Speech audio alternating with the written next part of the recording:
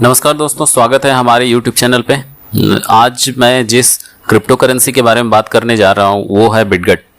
आप लोगों ने सुना होगा और जिन लोगों ने नहीं सुना तो वो इस वीडियो में बने रहें। इसकी पूरी जानकारी दी जाएगी। बिटगट का क्या फ्यूचर होगा, क्या इसके कम्युनिटी हैं, इसका इकोसिस्टम कैसा है, सारी जानकारी दी जाएगी। एक चीज़ मैं पहले बता दूं कि ये कोई मेरा फाइनेंशियल एडवाइस नहीं है। अगर आप इन्वेस्टमेंट करना चाहें तो आप अपने रिस्क पे कर सकते हैं। तो चलिए सबसे पहले चलते हैं हम कॉइन मार्केट कैप की वेबसाइट पे और यहाँ पे देखते हैं बिटगट का पोजीशन क्या है। तो आप देख सकते हैं कि जो बिटगट है ये यहाँ पे रैंक कर रहा है 2764 पे ये रैंक कर रहा है, 2764 पे रैंक कर रहा है। और इसका जो प्राइस है 6081 है। अभी ये थोड़ा सा डाउन हुआ है क्योंकि बिटकॉइन का प्राइस अभी हाल फिलहाल में ही गिरा है। कुछ चीज़ें अगर हम इसको देखें, अगर इसके ग्राफ को देखें तो जो सबसे अच्छा इसका प्राइस गया था वो मई में गया था 2022 में। अच्छा रिटर्न वहाँ पे मिला था और फिर से ये नीचे की ओर गया है और फिर से ये वापस ऊपर जा रहा है। अब बिटगट की जो कम्युनिटी है ये बहुत ज़्यादा स्ट्रॉन्ग है।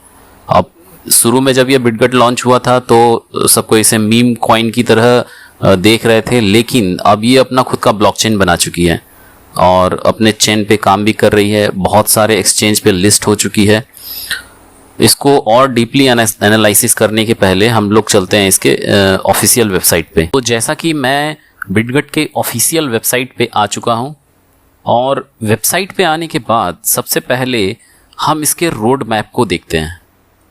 सबसे पहला काम रोड मैप देखेंगे। रोड मैप में आप अगर चेक करेंगे तो स्टेज 1 से लेकर स्टेज 5 तक ये ऑलरेडी कंप्लीट कर चुका है और स्टेज 6 जो है ये ऑनगोइंग है। अब यहाँ पे आप स्टेज में जितनी सारी चीजें हैं उन सबको बिटगट ने अचीव किया है बहुत अच्छे तरीके से।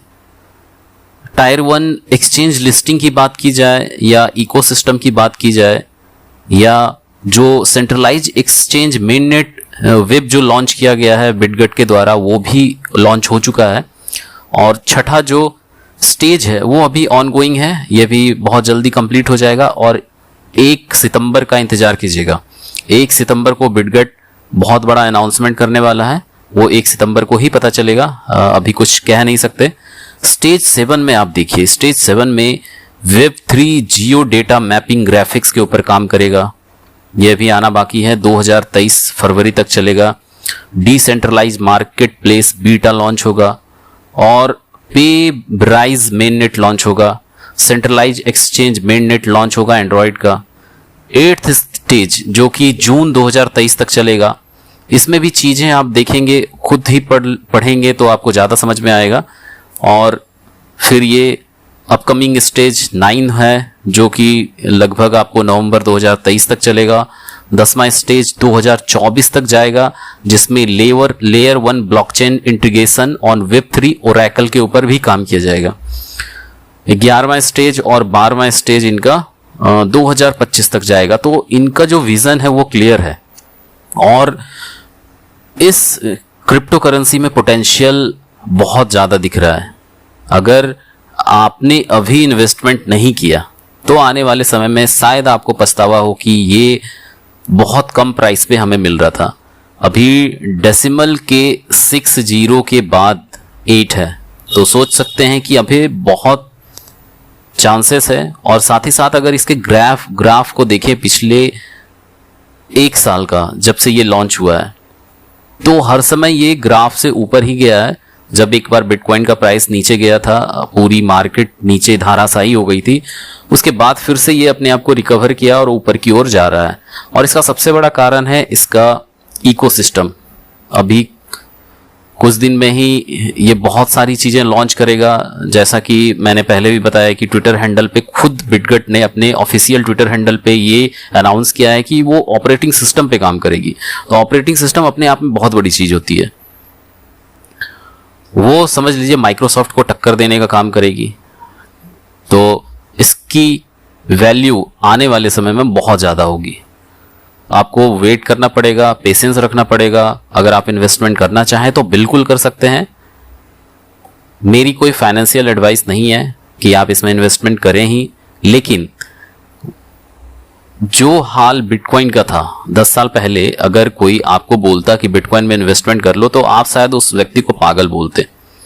लेकिन आज के डेट में आप सोच रहे होंगे कि काश मुझे बिटकॉइन के बारे में पता होता तो मैं इन्वेस्टमेंट कर लेता।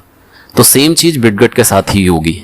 वो आज नहीं पता चलेगा, आने वाले 4 साल या 5 साल के बाद शायद आपको एहसास हो, और तब तक बहुत ज़्यादा देर हो चुकी हो। तो अगर इन्वेस्टमेंट करना चाहें तो छोटे अमाउंट से इन्वेस्टमेंट कर सकते हैं, जितने की आपकी फालतू की खर्चे हैं।